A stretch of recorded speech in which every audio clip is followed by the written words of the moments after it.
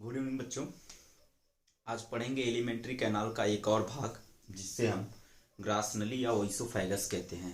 हम पिछले वाले वीडियो में देखा था, हमने फायरिंग्स या ग्रसनी के बारे में देखा था, और उस ग्रसनी में आपको बताया था कि ये भोजन और क्या करने के लिए, हवा के लिए, दोनों के लिए क्या होते हैं, कॉमन होते हैं ना।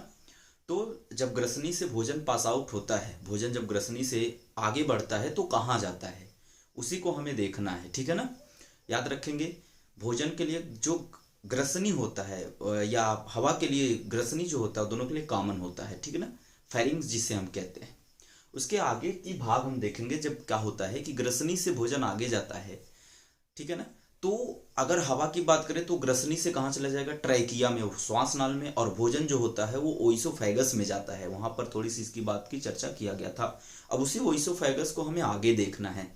ये ओइसोफेगस होता क्या है, या इसे हम ग्रास नली कहते हैं। ग्रास का मतलब होता है भोजन या फूड, और जिसको हम नली कहते हैं, इसका मतलब क्या होता है, इसका मतलब होता है पाइप। तो फूड की जो पाइप होती है उसी को हम ओइसोफेगस या ग्रास नली कहते हैं। देखिए, ग्रास नली जो है ये आहार नाल का ऐसा भाग है जो, या आहार नाल का ऐसा भाग है, या वह भाग है जो ग्रसनी व आमाशय के बीच पाया जाता है। हमने आपको बताया कि क्या है ये एक आहार नाल, एलिमेंट्री कैनाल का ऐसा पार्ट है जो ग्रसनी, फायरिंग्स और स्टमक, जो पेट है हमारा, उसके बीच पाया जाने वाला एक भाग है, ठीक है ना।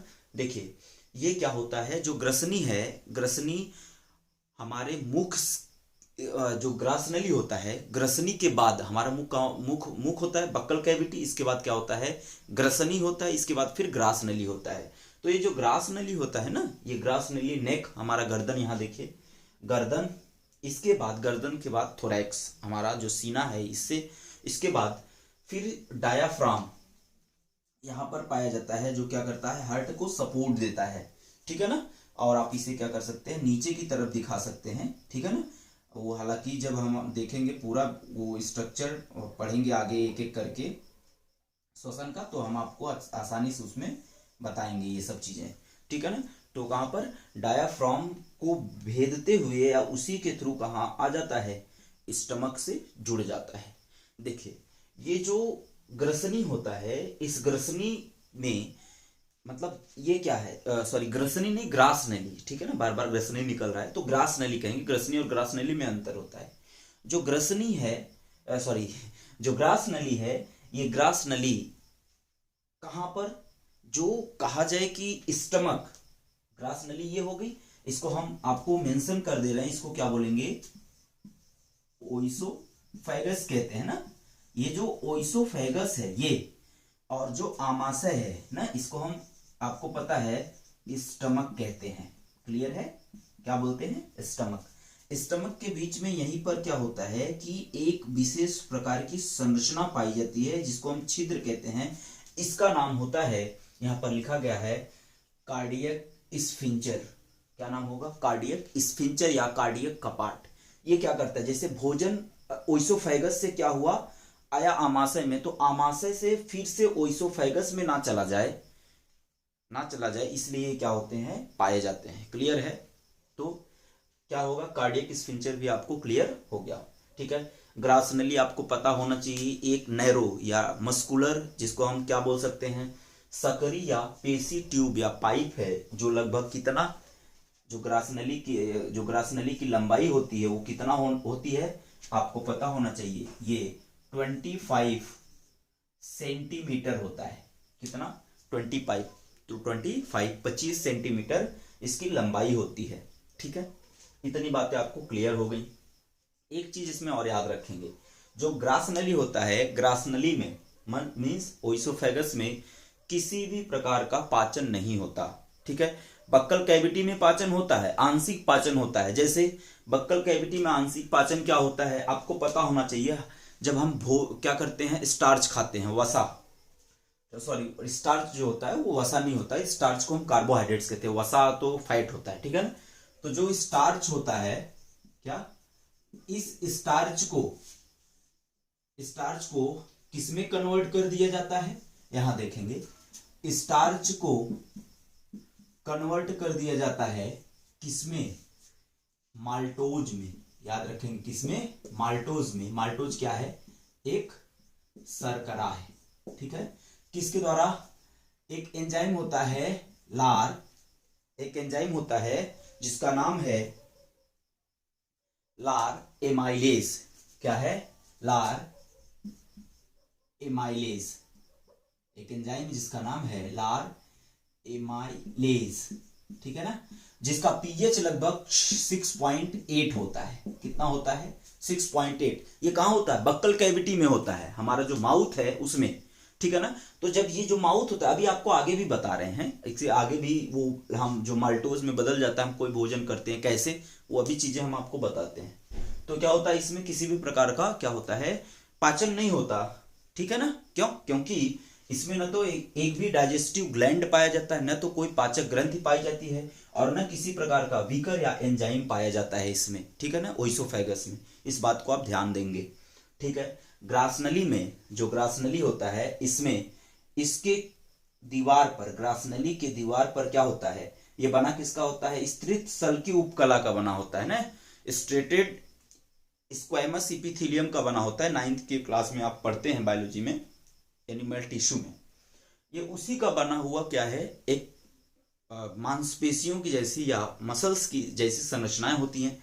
तो इसी पर मेम्ब्रेन पाई जाती है, उस झिल्ली या मेम्ब्रेन को हम कहते हैं क्या, म्यूकोसा मेम्ब्रेन। क्या बोलेंगे, म्यूकोसा मेम्ब्रेन। ये जो म्यूकोसा मेम्ब्रेन होता है, ये म्यूकस चिपचिपा पदार्थ का क्या करता है, श्रावण करता है, जिसे अब मान लीजिए जो भोजन खाया गया है, उस भोजन को लार में, जो भोजन है, भोजन प्लस लार अगर मिल जाएगा तो उस भोजन को हम बोलस कहते हैं। याद रखेंगे, क्या बोलते हैं, बोलस।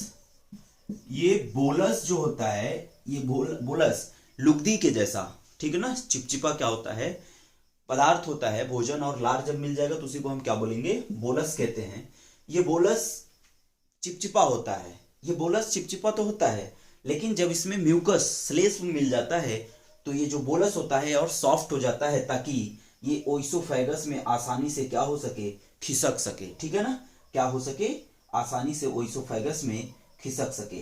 देखिए ओइसोफेगस की संरचना हम आपको एक बार फिर से दिखा दे रहे हैं बना करके, ठीक है ना, ओइसोफेगस में खिसक सके। याद रखेंगे, जो ओइसोफेगस होता है, इनमें दो प्रकार की पेशियां पाई जाती हैं, एक को हम इनवॉलेंट्री मसल्स कहते हैं, एक को वॉलेंट्री मसल्स कहते हैं। वॉलेंट्री और इनवॉलेंट्री मसल्स क्या होता है, ध्यान देंगे, जो ग्रासनली होती है उसमें ऐच्छिक और अनैच्छिक, मतलब उसको ऐच्छिक का मतलब जो हमारी इच्छाओं के अनुसार काम करता है, और अनैच्छिक का मतलब जो हमारी इच्छाओं पर निर्भर नहीं होता। तो ऐसे प्रकार के क्या होते हैं, इसमें मसल्स पाई जाती हैं, जिनके कारण क्या होता है, ओइसोफेगस में, ग्रासनली में क्या होता है, क्रमानुकुंचन गति पाई जाती है। क्रमानुकुंचन गति, जिसको हम पेरिस्टाल्सिस मोमेंट कहते हैं, ये पाई जाती है। पेरिस्टाल्सिस मोमेंट क्या होता है, जो हमारा क्या होता है, ये क्योंकि मांसपेशियों का बना है, ये लूज होता है, ठीक है ना, तो इसमें क्या होता है, ये इस तरह से ऐसे ऐसे ऐसे क्या होते हैं, गति करती हैं। किस तरह से, इस तरह से गति करती हैं।